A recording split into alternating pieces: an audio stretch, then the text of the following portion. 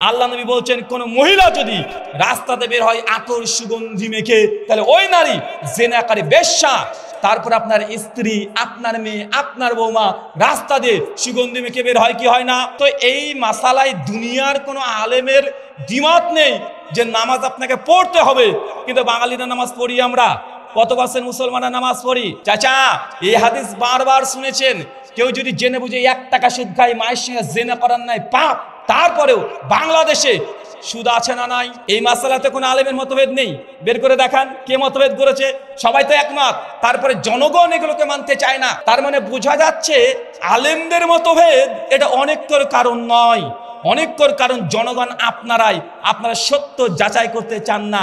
সত্য মানার জন্য আপনাদের ভেতরে অনেক প্রতিবন্ধকতা সৃষ্টি হয়। তাই আগে আপনি নিজে সচেতন হন যে না, যেটা হক সেটা মানবো তো ইনশাআল্লাহ।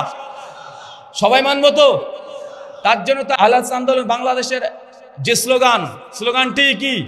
সকল বিধান বাতিল করো, ওহির বিধান কায়েম করো। এটা হচ্ছে মূল স্লোগান। যে সকল বিধান বলতে গেলে আপনার নাফসের মধ্যে থেকে যেগুলো চাই এটাকেও বাতিল করতে হবে।